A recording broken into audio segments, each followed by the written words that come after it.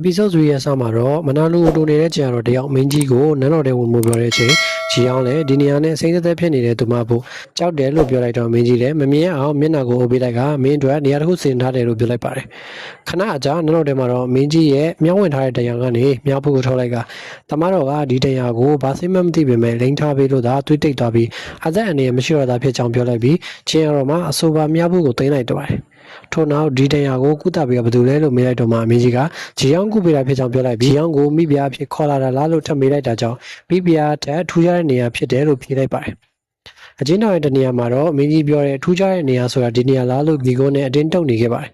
ကျင်ရတော့လည်းမနာလိုအတူဖြစ်နေခဲ့ကသူ့ရဲ့အထင်းတော်ကိုဂျီအောင်ရဲ့အကြောင်းကိုစုံစမ်းဖို့နဲ့ခုနကယူလာတဲ့မြားဘူးကိုမင်းသားကြီးစီပေးဖို့စိတ်ခိုင်းလိုက်ပါတယ်တော်ရဲ့စပိုးဆောင်မှာတော့အကြီးတန်းစပိုးမှုဖြစ်တဲ့စပိုးမှုအောင်ဟာမိဖုရားကောင်ကြီးရဲ့ပင်တိုင်းအကြိုက်ဖြစ်တာကြောင့်နောက်လာမယ့်စပိုးမှုချုပ်နေရာဟာသူပဲဖြစ်တယ်လို့ပြောလိုက်ပြီးနောက်ထပ်မင်းကြီးခေါ်လာတဲ့ဂျီအောင်အကြောင်းကိုတင်းတုံနေတာကြောင့်စပိုးမှုမိမ့်မှခုငန်းကိုရိပ်ဖို့ပြောလိုက်ပါတယ်အဲ့ချိန်ထင်းတော်ကျော်ရောက်လာကမိဖုရားကောင်ကြီးမှတရေစာကိုညနေအတွက်ပြင်ဆင်ထားဖို့ပြောလိုက်ပါတယ်တစ်ဖက်မှာတော့မိဖုရားကောင်ကြီးထံမင်းကြီးကနန်းတော်တဲ့ကိုဂွညောခေါ်လာတဲ့အကြောင်းနဲ့ဟုံးအမတ်ကိုနေနေပေးတဲ့ကိစ္စအကြောင်းတကယ်ပဲမင်းကြီးဟာသူ့အမေအတွက်လက်စားချေဖို့လုပ်နေတာလားလို့တန်တရားဝင်နေပါတယ်အဲ့ဒီအချိန်ချင်းရတော့ထံအတွင်းဝင်ချုပ်ရောက်လာကဂျီအောင်ကြောင့်မေးလိုက်တော့စိတ်မပူဖို့နဲ့သူ့ကိုခေါ်လာတာစပုံမှုနေရာအတွက်သာဖြစ်တယ်လို့ပြောလိုက်ပြီးဟောအိမ်တော်ကသိန်းနာရဲ့ပစ္စည်းတွေကိုဆက်တလိုက်ပေမဲ့နဲတယ်လို့ပြောလိုက်တာကြောင့်တင်းသွားကမင်းကြီးချင်းရတော့အတွက်ဂျီအောင်ကိုတင်ပြဖို့အဖေဖြစ်သူနဲ့ပြောလိုက်ပါတယ်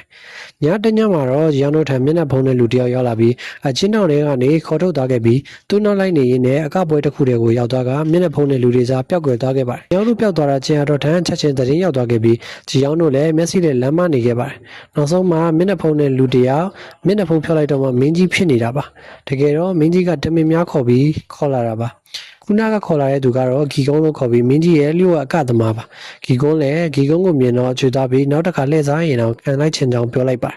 မင်းကြီးတဲ့ဂျီအောင်တို့ကိုဒီတစ်ခါနောက်ဆုံးနဲ့လေးတမာနေတဲ့ဂျီအောင်ကိုနောက်တစ်ခါမပြေးရအောင်တန်ပူနဲ့ကတ်လိုက်မယ်လို့ပြောလိုက်တော့ဂျီအောင်လည်းတောင်းပန်လိုက်ပါတယ်ဒီမှာမပြီးသေးပဲမင်းကြီးကသူ့ပိုက်စားတာကြောင့်စားဖို့ညစာချက်ခိုင်းလိုက်ပြီးစားဖို့ရဲ့ဟင်းလျာတွေမဖြစ်ဖို့နဲ့သူမကြိုက်ရင်တပ်ပစ်မယ်လို့ပြောလိုက်ပါတယ်ဂျီအောင်လည်းဂီကုံကိုသူ့အကူဖြစ်ထားမယ်လို့ပြောလိုက်ပြီးစပိုးတော်ကိုပြန်လာတဲ့လမ်းမှာဂျီအောင်တယောက်အဖေဖြစ်သူကိုလွမ်းလို့ငိုနေခဲ့ပါတယ်စပိုးတော်ရောက်တဲ့ခါမှာတော့စပိုးမှုတွေကယောက်ျားလုံးဖြစ်ပြီးမိန်းကလေးတွေဆိုဘာဖြစ်တယ်ညာဖြစ်နေတယ်ပြောကအထင်သေးနေကြတော့အဂီကုံလည်းဘရင်အမေလို့ပြောလိုက်တော့ညင်သွားခဲ့ပါတယ်။ဂျီအောင်တို့လည်းဘာချက်ရမလဲစဉ်းစားနေတော့ခွေးနှကောင်လို့နာမည်ပြောင်ရထားတဲ့ဂီကုန်းမှအသားနဲ့ရတယ်လို့ပြောပြီးရှာလိုက်တော့ဘရင်အမေလိုက်တော့ရထားတဲ့တမင်သားဖြစ်နေခဲ့ပါတယ်။ဂျီအောင်လည်းတမင်သားစိတ်ချက်ဖို့ပြင်ဆင်နေတော့နန်းတော်ထဲမှာစပုံမှုမိန်နဲ့ဝန်တို့ဟာသူတို့ပိုင်ရသီးသီးဖြစ်တဲ့မိဖုရားကောင်ကြီးနဲ့ဂျီအော်ဒန်ချွတ်တွန်းလိုက်ကြပါတယ်။အဲဒီအချိန်ဂျီအောင်လည်းဘရင်ထံဟင်းပွဲဆက်တက်လာခဲ့ပြီးအထင်းတော်ကအရင်မီးဆန်ကဘရင်ကြီးကိုတမျိုးစီတက်ခင်းတော့ရှာပလိုက်အထွတ်ထိပ်ကိုရောက်သွားကသမင်အုပ်တွေတဲ့ပဲသီးစီတွေကိုရောက်သွားလို့ခံစားရတဲ့မင်းကြီးလည်းဂျီအောင်နဲ့ဆက်ရန်လန်ခဲ့ပါတယ်။နောက်ဆုံးပဲဖြစ်တဲ့သမင်ရှာကိုဂျီအောင်ကိုခွတ်ကျွမ်းလိုက်ပြီးငငယ်ကမိခင်ခွတ်ကျွခဲ့သူခံစားချက်မျိုးဝေရကဟင်းချက်စကေးကိုကြိုက်သွားက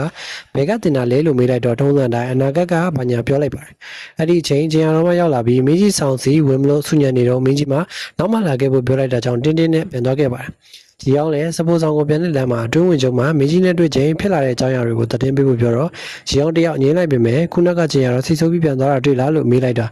ဂျီအောင်ရဲ့နောက်ခံဖြစ်ပေမဲ့လို့ပြောလိုက်ပါတယ်ဂျီအောင်လည်းအဲ့ဒါတွေကိုမလို့ပဲသူပြောက်သွားတဲ့လေကိုသာရှာပေးရင်စဉ်းစားပေးမယ်လို့ပြောလိုက်ပါတယ်တစ်ဖက်မှာတော့မောင်ထုတ်ခံရလို့တင်းနေတဲ့ဂျီအောင်တော့လည်းစပိုးမှုမိန်ကိုဂျီအောင်ကိုချက်ပြုတ်တာတွေနောက်ဆက်ဖို့အမိန့်ပေးလိုက်ပါတယ်စပိုးတောင်ကိုပြန်ရောက်လာတဲ့စပိုးမှုမိန်လည်းဂျီအောင်ချက်တာတဲ့ဟင်းအကြံတွေကိုမိစီလိုက်တော့အရသာရှိတာကိုသိသွားခဲ့ပါတယ